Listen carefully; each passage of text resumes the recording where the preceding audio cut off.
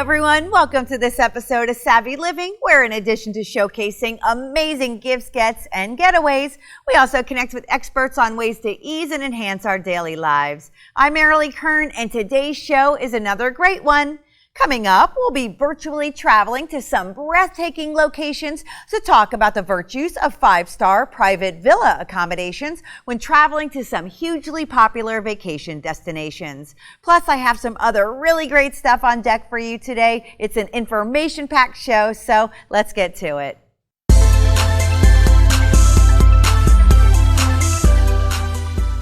So first, joining us now is Howard Appel and David Cohen, who are co-owners of Destinations in Paradise, which are architectural five-star villas located in California, Mexico, and Hawaii.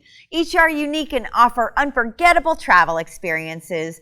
They're here to tell us about the copious benefits of choosing these kinds of private villa accommodations, and I can't wait to hear all about it. Hey there, Howard and David. Welcome to Savvy Living. Hi, Merilee. Hi, Merilee. Thanks for having us on. So first, let's talk about the properties themselves and also your company at large. What sets Destinations in Paradise apart from other luxury home and private villa purveyors in the regions where you operate? It's essentially a white glove service, very, very personalized, with the very, very best amenities that can be provided. The company was started because we wanted to have some fun. We've been retired a while, and we wanted to give back to people that are traveling, especially when they want privacy and security, the kind of experience that we would expect. So when someone arrives at a house, they're greeted, they're feeling very welcome. Everything that they could possibly want is there, including the best linens. The house is full of flowers. They're given gifts on arrival. They're asked if they have any special requests. When they leave, we give them a thank you gift for coming.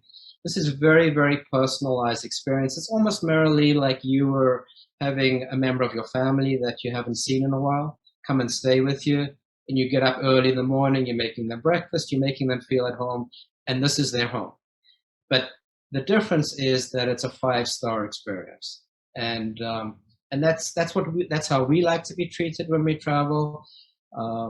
We've both been told that we're travel snobs, and we would like to show people this is the right way to travel. Well, we like to travel in luxury. And as we started acquiring the properties, we realized that this is a great opportunity to allow other people or offer to other people the same treatment we like. And so the business sort of just fell into place as we started to acquire additional property. So it's the way we all would love to be treated, and we think we can be offered differently and more special than others. In the luxury travel space, much is said about the importance of personal touches to really elevate the experience. So what do you all do in this regard to accommodate and even go over and above for high-end luxury travelers? It's 2 acres of the most gorgeous landscape that you've ever seen. And so here's the interesting thing about the Mexican property. Even though it's in the middle of a desert, we are desalinating seawater using solar power. And so the yards and the landscaping and the flowers are all very, very lush, but still desert type plants. The interesting thing is that Howard and I have worked together for close to 40 years. And until we actually got into this business, I had no idea that he had this artistic flair. So the landscaping in all the houses is beyond spectacular. My own personal favorite is the Mendocino home, which has the equivalent of an English country garden. You can just go and sit there, read a book. Think of Agatha Christie, sit in this beautiful with bees buzzing around and butterflies. The Hawaiian property is the same, just gorgeous, perfect Hawaii. It's important because these homes are indoor-outdoor homes. So we want to make sure we carry the luxury on both sides. It's interesting, if you actually do a search of our home in Cabo on Google Earth, you can spot it because it's the only patch of green and plants anywhere along the East Cape. So we're very proud of how we've catered to our guests through the luxurious aspects of the inside and outside of the home. You touched on some of it already, but what are some other special amenities and activities that you offer in and even around the homes that are available to all guests? Each home comes with a concierge service. So our guests can utilize any activity in the local surroundings. So in Mexico, it might be, premier deep sea fishing, to surfing, to paddle boarding. In Mendocino, we're about 30 minutes from Anderson Valley, so we can arrange for private wine tours, especially during COVID, to be able to not have big crowds around you. So we try to use the opportunities within the local community and try to personalize that.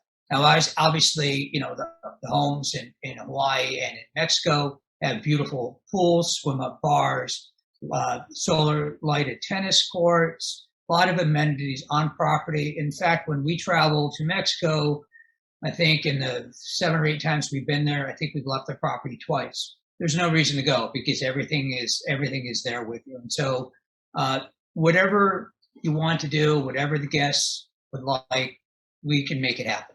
So obviously the past year has been really tough for the travel industry. So how have the recent health concerns impacted your business with respect to private villa versus hotel or resort or even other kinds of accommodations, and also the guest experience while actually visiting a property? We took COVID very seriously from the beginning. And, it's 2020 was a hard year for us. We lost almost all of our business.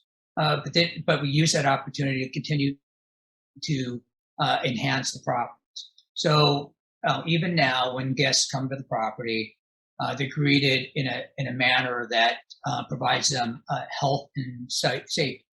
And so we have our house managers maintain their distance. They use masks, but during their stay, we make sure we work around the guest calendars to not intrude on their stay there. So we leave in Mendocino, we leave fresh baked goods. We leave wine. When in Mexico, our guests are greeted at a distance with cold towels and margaritas. We take it very seriously, and in fact, when a guest leaves, we have a minimum 48 hours between guests, so we can properly clean and sanitize the home for the next guest. So many people often associate private villa experiences more with leisure travel versus business, but I do know destinations in paradise properties are also utilized in business, especially when there are privacy and exclusivity and even health-related preferences. Plus, of course, the properties are perfectly suited for corporate events and retreats and even utilized as incentives and rewards for employees and business partners. So tell us about these kinds of corporate benefits.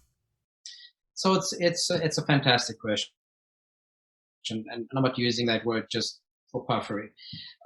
Even though the houses are focused on providing a safe, comfortable environment for families and extended small events, we've had several corporate events at the houses, from small to large, whether it's a small 2-person law firm figuring out how they're going to run their businesses remotely, or to a large distillery that wants to try and get their name out for a new product for, say, tequila in Mexico.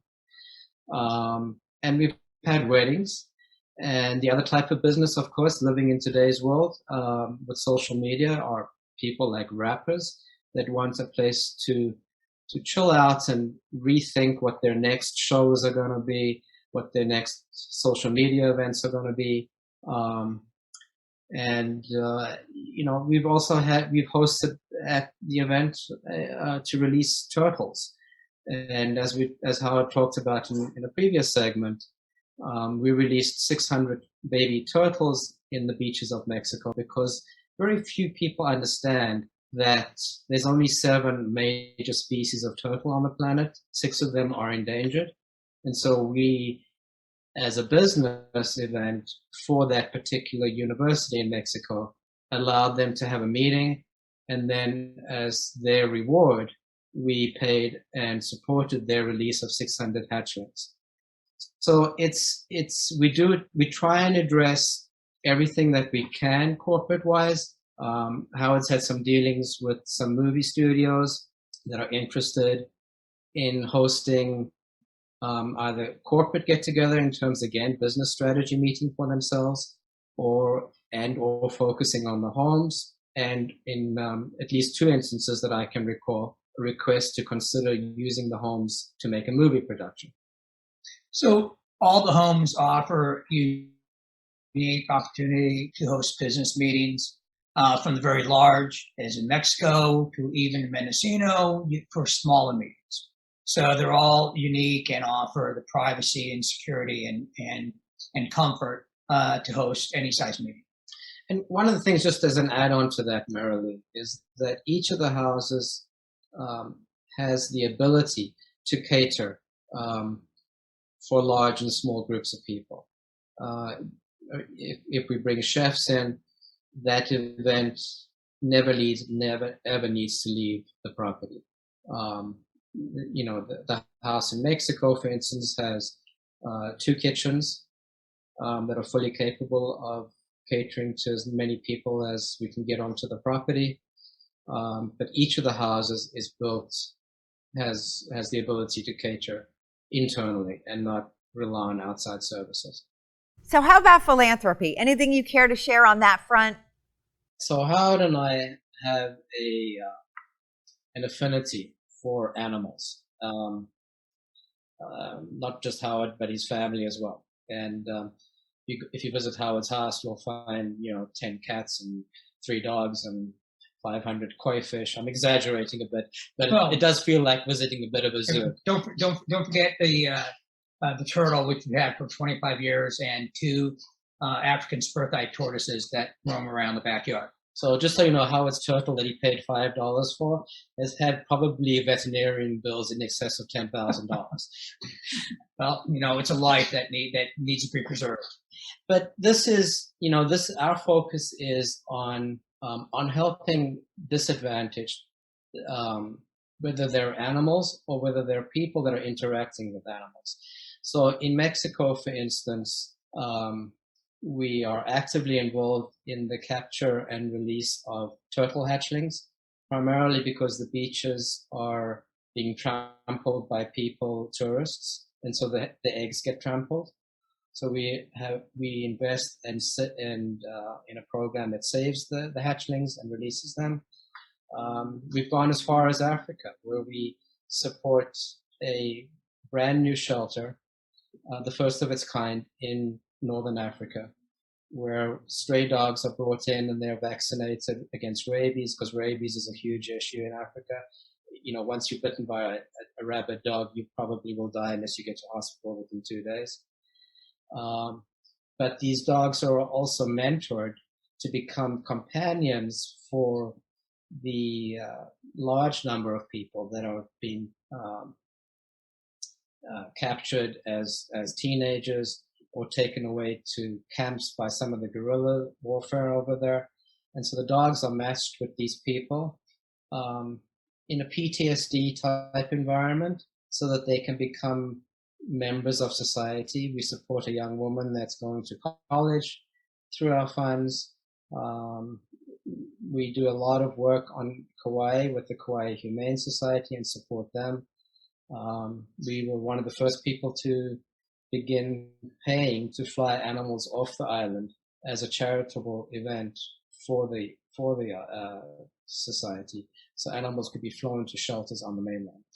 So I don't think there's a cause we could overlook. So as David said, in Mexico, when we arrived, after we purchased our home, we realized that there's simply not enough resources for the organizations there to patrol the beaches, to take the eggs and hatch them and bring them back. And so we purchased a ATV that can patrol 36 miles of beaches. At the time, they had one old ATV. Two, we support programs that not only in Africa but also here in the U.S. That match dogs with soldiers coming back from the various campaigns.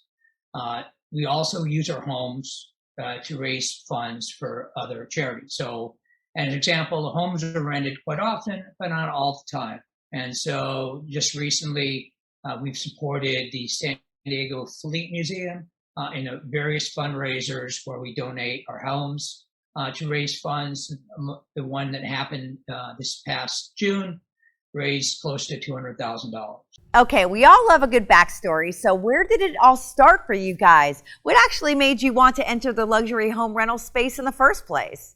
It was not a conscious decision early.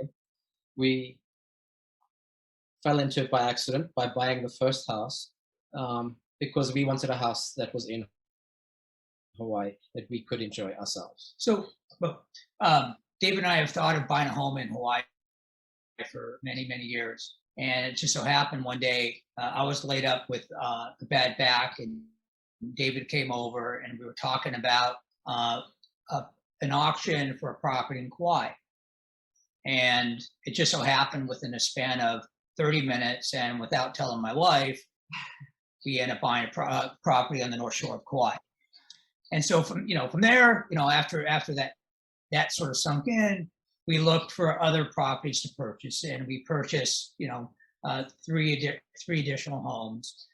Maybe not with the same, speed, but certainly it was something for us to do. We both retired to provide to not only travel to, but also to build a business that we can be proud of.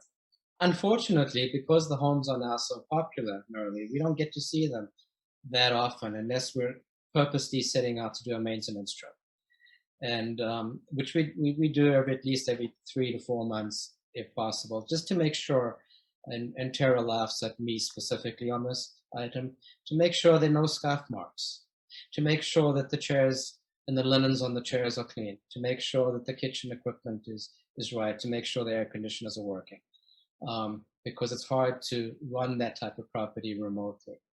And they have to be pristine in every stay. Whenever someone walks into the house, they have to think they're the first people there. Well, how about philanthropy? Anything you care to share on that front? So Howard and I have an affinity for animals. Not just Howard, but his family as well. And if you visit Howard's house, you'll find 10 cats and 3 dogs and 500 koi fish. I'm exaggerating a bit, but it does feel like visiting a bit of a zoo. Don't forget the turtle, which we've had for 25 years, and 2 African spur-thighed tortoises that roam around the backyard. So just so you know, Howard's turtle that he paid $5 for has had probably veterinarian bills in excess of $10,000. Well, it's a life that needs to be preserved. But this is, our focus is on helping disadvantaged, whether they're animals or whether they're people that are interacting with animals. So in Mexico, for instance, we are actively involved in the capture and release of turtle hatchlings, primarily because the beaches are being trampled by tourists, and so the eggs get trampled. So we invest and in a program that saves the hatchlings and releases them. We've gone as far as Africa, where we support a brand new shelter, the first of its kind in Northern Africa, where stray dogs are brought in and they're vaccinated against rabies, because rabies is a huge issue in Africa. Once you're bitten by a rabid dog, you probably will die unless you get to hospital within 2 days. But these dogs are also mentored to become companions for the large number of people that are being captured as teenagers or taken away to camps by some of the guerrilla warfare over there.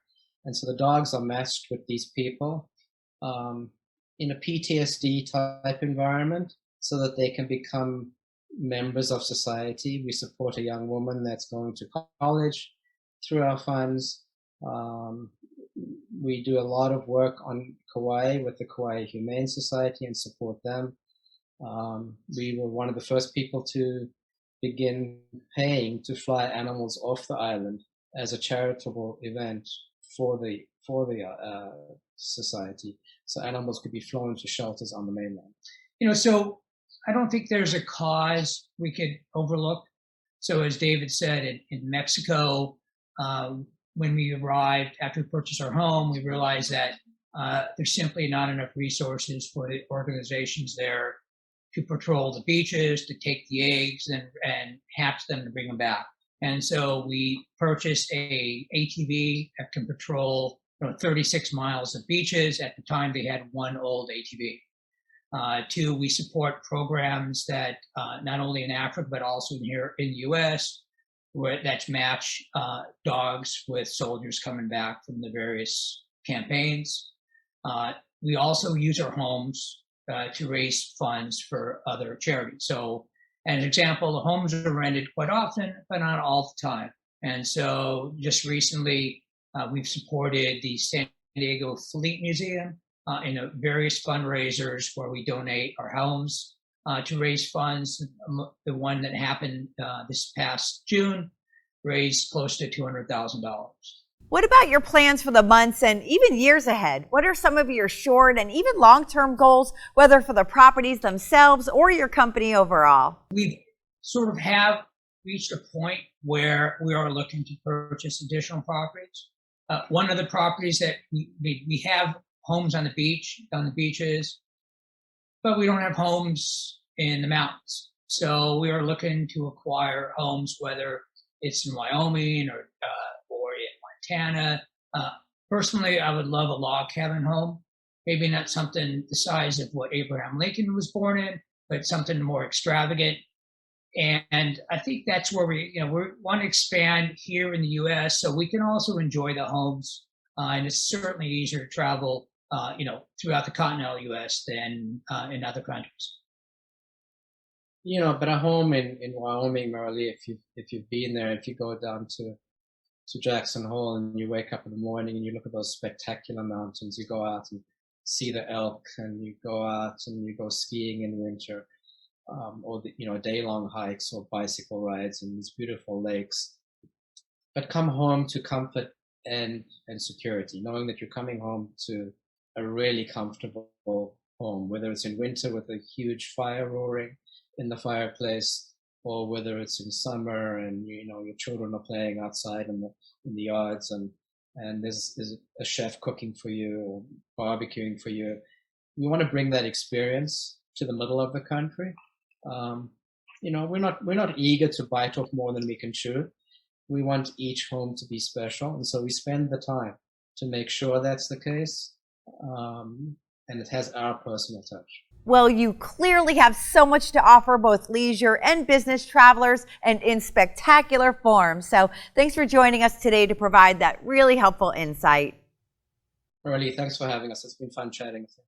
For more information about Destinations in Paradise, see all of their fabulous options online at destinationsinparadise.com. And to watch my entire interview with Howard and David, just go to savvyliving.tv. So there you go, some ideal travel destinations for those well-deserved vacations ahead. And stick around, because after this quick break, we'll have some more great ideas for you. Hey Merilee, it's Brooke Burke. I'm checking in with you. I'm on location. Look at this beautiful destination. I had to share it with you because I know you're all about savvy living and staying fit and living your best life. I love what you're doing for everyone. Your gift ideas are so helpful, and your destination recommendations, amazing. I thought you'd really, really love this. I'm sending you so much love from the DR. Wish you were here. Let's stay connected and keep doing it. It's great stuff. Bye, Merilee.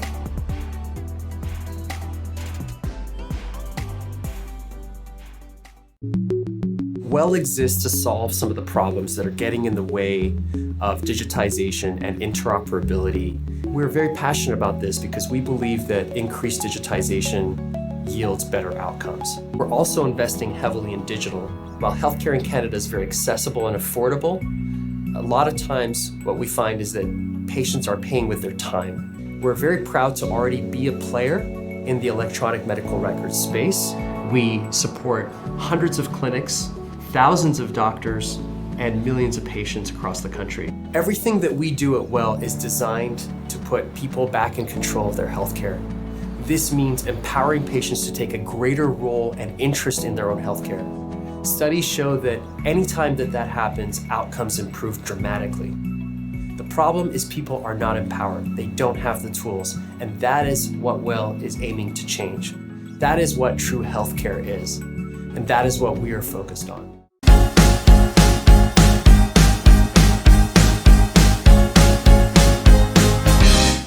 Hello and welcome back to Savvy Living, and I'm so glad to have you with me today talking travel and more. And on that note, we just learned about some pretty spectacular 5-star private villa options, including one on the Big Island of Hawaii. And speaking of the Big Island, those who love condominium penthouse accommodations should consider the gorgeous oceanfront penthouse suite, unit number 419 at Kona Bali Kai. This oceanfront penthouse condo is what dreams are made of. Enjoy your morning coffee or sunset cocktail on the deluxe lanai while relaxing to the sights and sounds of waves off Banyan Surf Spot. There you can watch the surfers, whales, and turtles down below. Located atop a 4-story building, this 1,600 square foot oceanfront penthouse boasts 4 bedrooms and 3 bathrooms, 2 of which are oceanfront en-suite masters with lanai access, providing first-class views and sea breezes. This condo features a big open floor plan with an updated kitchen and spacious living area. It's a perfect floor plan for 2 families or a family reunion with separated bedrooms on each side of the great room. Amenities include air conditioning, an in-unit washer and dryer, and internet access, so guests can video conference and work remotely. Guests can also relax and unwind at the on-site pool and hot tub, and also barbecue at the grill and picnic area. There's also a white sand beach for more fun in the sun, and the views of the Hawaiian sunset over the blue Pacific are truly remarkable. This Kona Bali Kai penthouse also provides excellent proximity to downtown Kona and all island activities. You can ride the waves at Magic Sands Beach and enjoy exceptional snorkeling and sunbathing at Kahalu'u Beach Park, which are both minutes away. Plus, there's plenty of covered parking available, as well as an elevator in the building. Check out all this penthouse condo has to offer online at airbnb.com. And while we're talking travel and heat-related activities in general, I also want to take a few minutes to enlighten you about a fantastic product that can help you avoid dehydration during these kinds of activities, and also just as a general point of health and wellness, since hydration really should be part of our daily self-care regimens. So I want to tell you about SOS Hydration, which is a doctor-formulated drink that's proven to help you avoid becoming dehydrated and improve overall performance. It's available both as ready-to-drink bottles as well as convenient portable packets. And I've learned that the impacts of dehydration are really significant yet often overlooked. So here now to educate us about the effects of dehydration on the body and how a drink like this can help is James Mayo, founder of SOS Hydration. So SOS is an electrolyte drink that's as effective as an IV drip. It was designed by my brother, myself, and my wife. My wife's a medical doctor at the Mayo Clinic. Me and my brother were former pro track athletes, and I was an army officer. We're meant to drink about 2 liters of water a day. And the beauty about something like an SOS is it helps you absorb more water. In fact, 3 times more water than water alone. You mix your SOS into water, you drink it, the powder is light on your stomach. You can take it and then very quickly work out. You can take it and work out when you're doing it. SOS comes in 5 different flavors. We have watermelon, citrus, coconut, berry, and we've got mango. So not only do we have low sugar, probably 3 times less than other brands, we've got about 6 times less sugar than the average sports drink, but we also have a high concentration of electrolytes, and it's super speedy into your system. It's got just as many electrolytes as an IV drip. It's got zinc and magnesium. You don't have to go and find a clinic or someone. You have to wait several hours for someone to come to you, paying an extra $10 for that extra magnesium shot. It's a tiny little stick that you don't have to inject into yourself, so there's no needle. We're as effective, and we've got research to back it up. 90% of hangovers is dehydration. And we've all felt it, that afternoon lethargy, the morning sort of dullness because you've been out the night before. Most of that is down to dehydration. So we're taking that oral rehydration solution and supercharging it. People who are buying SOS the first time come back and start using it again once they've tried it. Why? Because they've realized it works. The beauty about SOS is it's for everybody. You just rip the top off, pour it into your water, and it'll give you healthy, clean energy for the rest of your day. And to learn more about the science behind this product and all of the available options, just visit soshydration.com.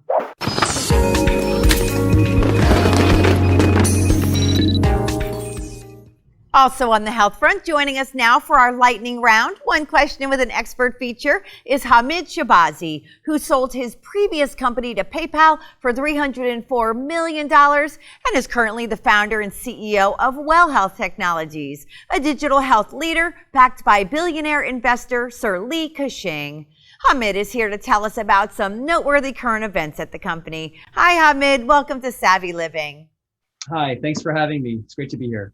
So it would be an understatement to say that healthcare has been pushed into the spotlight this year. And with that, we've really seen some shortcomings of the current system. So how is Well Health taking a different approach? And what's your vision for the future of healthcare overall? Thanks for the question. Well is really all about, tech enablement, digital transformation, and really modernization.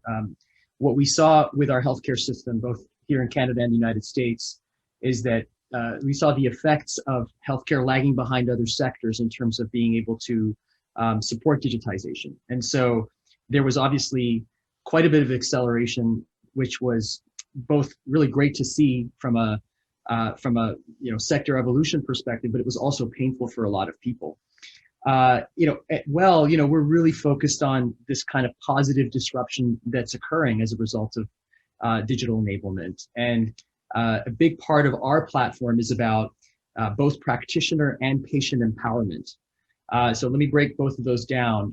Practitioner empowerment is really about amplifying physicians to be more capable in terms of serving more patients and more efficiently. Whereas patient empowerment is all about enabling them to handle more of their own health and being really kind of authors of their own health outcomes to a great extent. Really great insights, Hamid. Thanks so much for coming on the program and sharing today. Thank you. It's been a pleasure to be with you. To learn more about Well Health Technologies, just go to well.company. And to see my entire interview with Hamid, just go to savvyliving.tv. With us now is entrepreneur Tommy Rodriguez, owner of Automation Empire. He's here to help us all make money by detailing how anyone, even those who are not tech savvy, can create recession-proof passive income online using a business model he's created called Amazon Automation. Hello, Tommy. Welcome to Savvy Living. Hey, thank you for having me. It's an honor to be here today. So what is Amazon Automation and how did you come up with this business model? So a little over 7 years ago, I was pretty much just getting out of the whole multi-level marketing space and affiliate marketing. And I stumbled across basically dropshipping, the business model that we do for our clients that I didn't want to obviously work for multi-level marketing anymore, right? I wanted to try to do this on my own. I still felt like I had a job when I was in multi-level marketing because I depended on other people. So when I figured out what this whole dropshipping was, I started with eBay. When I realized I could make money on eBay doing dropshipping, I realized Amazon was a much bigger platform. So I really started to learn about Amazon, study my craft, in and out, day in and out, trying to figure out how to do this model and make it successful. So long story short, a little over a year it took for me to really, I would say, fully understand the in and out of Amazon. And despite all the challenges and, the setbacks that I had because, learning a new trade on your own, it's very frustrating. So when I was doing that, after about a year, I reached out to freelancers to help me run my own stores back in the day so that I could have more free time, right? So that I could, go start another side business, another hustle, spend more time with my kid or whatever it is that I wanted to do back then. And before you knew it, I had an automated store for myself, kind of like property management. You can hire people to run commercial properties and stuff like that for you on your behalf. So it's the same concept of what I provide here today with Amazon automation. So I was teaching how to do Amazon dropshipping after a year and a half of doing it on my own. Did that for a couple of years. Actually, how to run people to like do it on their own, not with the Amazon automation part, but to do it on their own. And then 2017, I realized that I have multiple stores that are making me money with my freelance, with my team that I've obviously established, grown, and acquired. And I realized how many people also didn't have time to learn. Other people were working jobs, businesses, they just didn't have time. So the idea of putting together a system and stuff in play to be able to run stores for other people pretty much clicked into my head after I realized that, well, I have 2-3 stores of my own that are running for me. Why can't I figure out a way to put this together to run it for other people? And then mid 2017, I opened up privately for some of my students to create Amazon automation. And I will tell you that it was definitely a bumpy road in the beginning because there was a lot of systems and stuff that you have to put in play and to protect people's investments, to protect people's, credit card information and certain things that they would need. But so it's been about 4 years now. I've been doing Amazon automation, and now you just see it as like the #1 trending way to make money pretty much passively online, from something that started off that I really didn't even think people were going to pay for back in the day. Even though I was known as the guy to go to learn about Amazon dropshipping, a lot of people back then were just I didn't think could afford my training, even though people were paying for it. I just didn't think obviously at the level of what I wanted for Amazon automation. And however, it became super lucrative that people wanted something that they can make money hands-free besides the initial setup and getting certain things done and acquiring LLCs and businesses. Outside of that, we do literally all the grunt work on behalf of our clients. Speaking of your clients, how many do you have? And while you refer to your history a little bit already, tell us how long you've been doing this. So since mid 2017, but I didn't go public with it till about 2018, because again, I wanted to test it on the background, make sure that I put the systems and stuff that we needed to put in play before I opened it up publicly to everyone else. Really, I was just doing this for private students that were paying me to coach them on how to do it on, should I say how to do Amazon dropshipping. Currently at the moment, we have a little over 950 clients. What type of results can people really expect if they do decide to invest in a store? So one of the biggest things that I'm fond of is that I'm huge on setting the expectations so that there's obviously no miscommunication, seeing that I sell a high ticket service. I always like to make sure that people hopefully can come in here with the expectations that we set, right? So a lot of our clients are doing anywhere between 8 to 20% profit margin. I usually preach that this is a 12 to 18 month investment. And obviously like anything else, that the past success of my clients do not obviously guarantee or represent obviously future success for anyone coming in here. But the fact is that we have so many clients and a lot of clients who are making, some clients are happy with $5,000 a month. Some clients are doing 10. And I mean, some of our higher clients are doing anywhere between 80 to 100,000 net profit per month. But to reach the higher levels, you need, outside of the packages and the stuff that we offer, you need credit on a credit card to be able to fund the products because Amazon pays you every 2 weeks. So if you don't have enough credit, we require at least 20,000 on a credit card so that when we sell something on your store, we can go back and buy it directly from the supplier and ship it directly to the customer that bought it from your store. So we initially say have $20,000 available to play with, but obviously if someone wants to grow to a $100,000, $200,000 revenue, should I say, per store per month, they're going to need a little bit more capital. But just starting off, 20K is initially good for the product buy-in. Beyond credit line availability, what else does it take to actually qualify for a store? So we recently, because a lot of people that are obviously doing it at this point, obviously when you do anything great, obviously you will have people obviously mimicking and copying, your every move, and that's part of the game, right? But one thing that I've established is that I don't have BAs. I have employees. I have an office. We have people can't even get into our building without going through security face clearance. And we have security downstairs and everything. And our team is over in Bogota, Colombia. And so the thing with us is because that we have employees in-house, we're able to offer 3 different packages, right? We have a $10,000 package that people could pay with a 50-50 profit split. Yeah, 50-50 profit split, a $25,000 package with a 60-40 profit split, or our investor package, which is a $35,000 package with a 70-30 profit split. So basically the profit split is simple.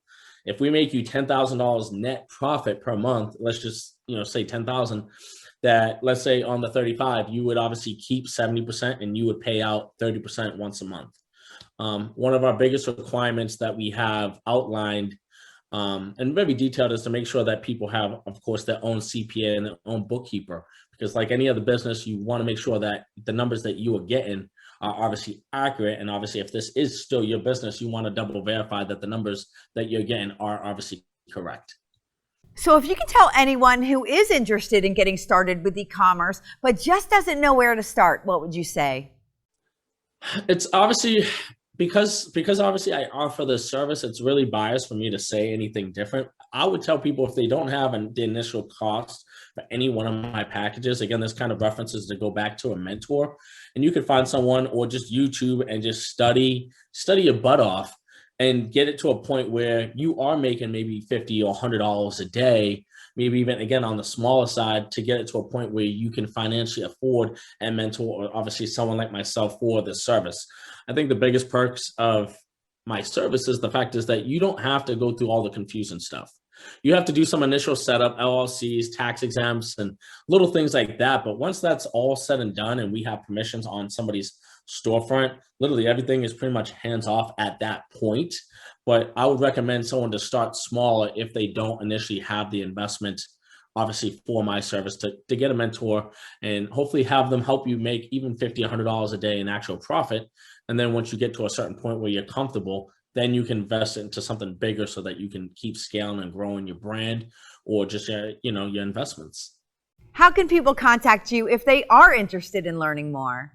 So on my Instagram is pretty much my main handle where I use. It's at TROD, T-R-O-D. It's not Trod. Some people think it's Trod, but it's TROD, T-R-O-D. From there, I have a bunch of testimonials on my wall with clients. People should probably watch those first. If not, there's like 16 to 20 that I've done in the last 6 to 8 months. I've been taking breaks, holidays, Christmas, and just obviously overall busy, but watch some of those. And then I have the link to my bio for TommyRodriguez.com where it breaks it down, the packages, how it works. They can book a qualification call to talk to my sales team, again, to see if they qualify, to see if we want to work with them, see if we're a good fit for what they're looking for, and just to make sure that we're setting the bar for anyone that might be looking into buying my service.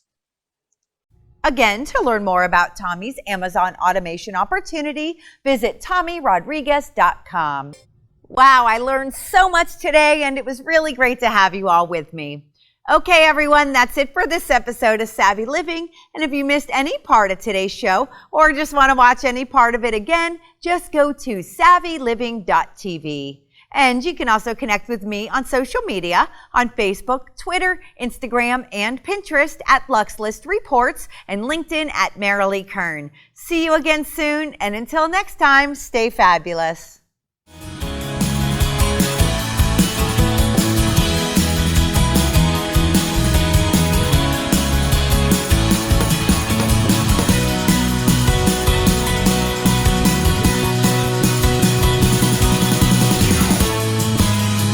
Proceeding was a sponsored program sponsored by the Lux List.